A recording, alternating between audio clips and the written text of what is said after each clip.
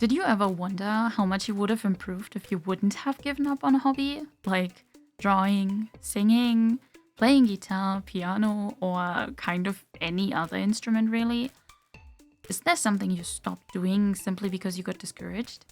For me, there has been a lot of things. Singing, for example. Or doing YouTube videos for a while too, but now I'm trying to change that.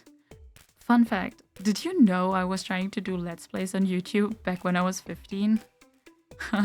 Good times. There's one thing that has stuck with me for pretty much my entire life though, and that's drawing. Next to gaming.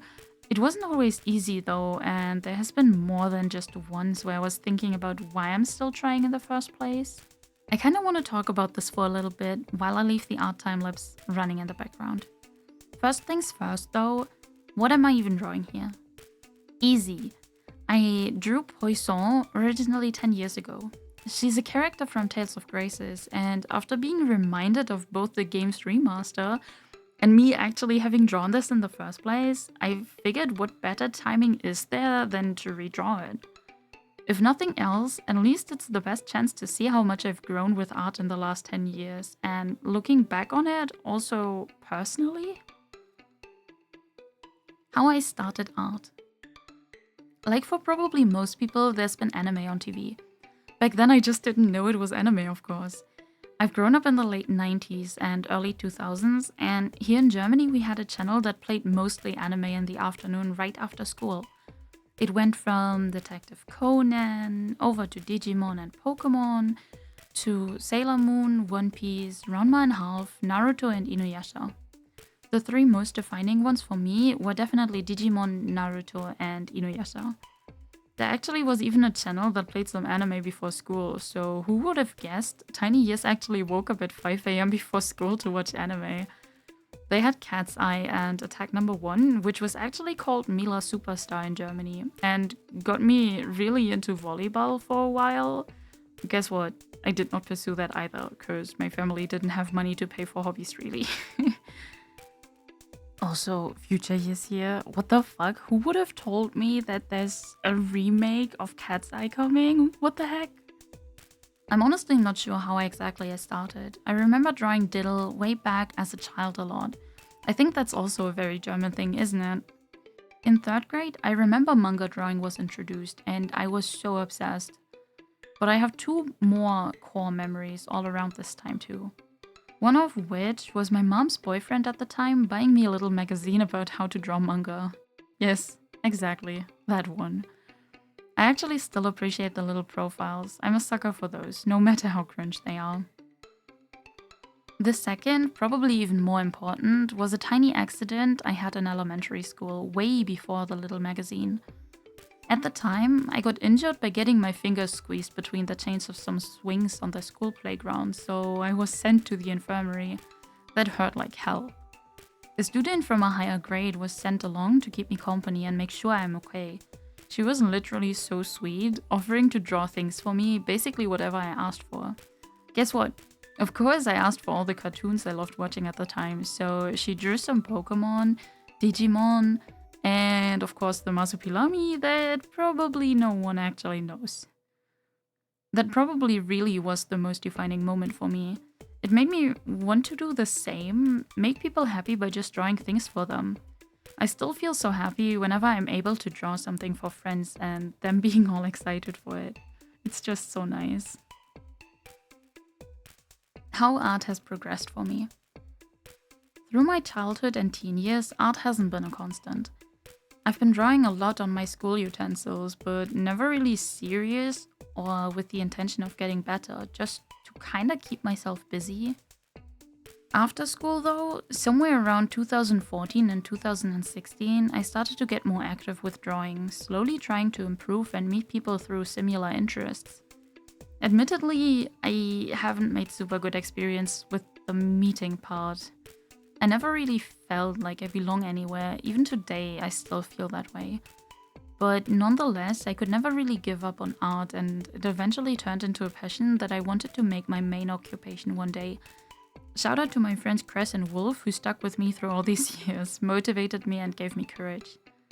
There was times though where I started to feel like my skill is lacking, like I couldn't keep up or that I'm just not good enough as it is, neither as an artist nor as a person. Imposter complex. I feel like most people actually know it, unfortunately. It obviously also resulted in a ton of art blocks. In German, we used to call it kreativ. It's a play of words with kreativ, which means creative, and tief, which translates to down or low. Makes sense, right? Kreativ, the creativity being low. There was a lot of times where I was told I couldn't do what I liked because it wasn't popular, or rather unpopular, or even controversial. I was never really happy with what I did, and my progress also was halted a lot due to it. Every time I tried to move into one direction and get better, I made steps backwards again due to being scared or just going into the exactly opposite direction of what I actually wanted to draw. A terrible home situation and social circle at the time were obviously also not helping here. Looking back at my art from that time, it's so super obvious to me. You can clearly see that I made some progress, but every few months it went back again and was just such a back and forth. My low self-esteem at the time and the lack of confidence in my own skills and capacity made it even harder to work past it. Now, since I started streaming actively, I actually started to grow though, as a person mainly, but thus also as an artist. I still treasure these years in some way or another though. They definitely helped me shape myself and let me learn what really made me happy and what didn't.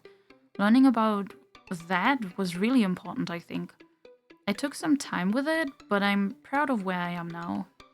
Thus, where am I now? As I've mentioned, I've been streaming actively for the past 4 years now. Of course, that has been a wild ride too. In the beginning, I tried so much to fit in, to not step on other people's toes, pretending to be things I'm not, to not cause a scene or anything. Though I think for the people who've been following me ever since I started, or in like the first 1 or 2 years, it's very clearly visible how much I've changed really. And how much my art improved since then too. I don't really stream art anymore due to the conflicting feelings of my own confidence and all that, but it's great. And it's helping me getting more brave and especially being confident in myself. Setting boundaries towards other people has always been a struggle to me, but I'm getting so much better with that too. And I'm definitely able to stand up for myself now more than I ever was before. Of course, I'm by far not where I'd like to be, but it's a process. A long process, maybe. I think personal growth and learning skills never gets to a point where you're just happy as it is. You'll always want to learn more and grow more, and that's totally okay. Naturally, I can compare myself again and say if I would have been more diligent or a little smarter, I could have made so much more progress. But I don't want to do that anymore. Comparing this artwork to the one from 10 years ago is a crazy improvement. And while maybe the time frame is a little longer than for others, it's my own personal improvement with so many nuances and things I've learned during this time. It's okay that it took so long. Every year when the new year starts, people say things like, this year has been awful or the worst. But each and every time I think, this has been the best year for me ever. It's been ups and downs every year, but ultimately I'm growing and learning as a person and an artist. I think it's just that the pros outweigh the cons for me most of the time, and I appreciate the people I have met and the times I have spent with them.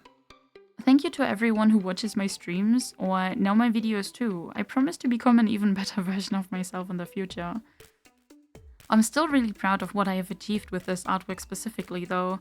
It's really nothing special, but I'm so happy to just see them next to each other, really showing off the improvement I've made and clearly showing the direction I'm trying to go further from now.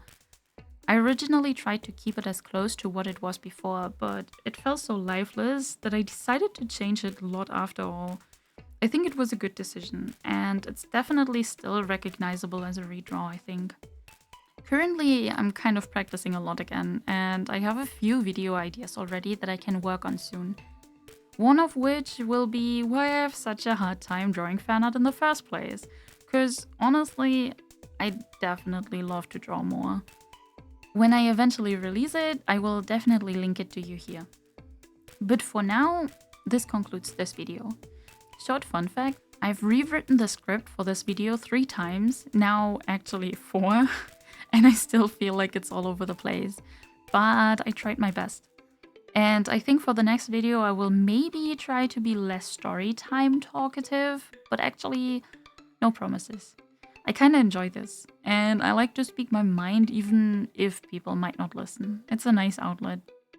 I appreciate you guys for watching though till the end, and as always, see you next time.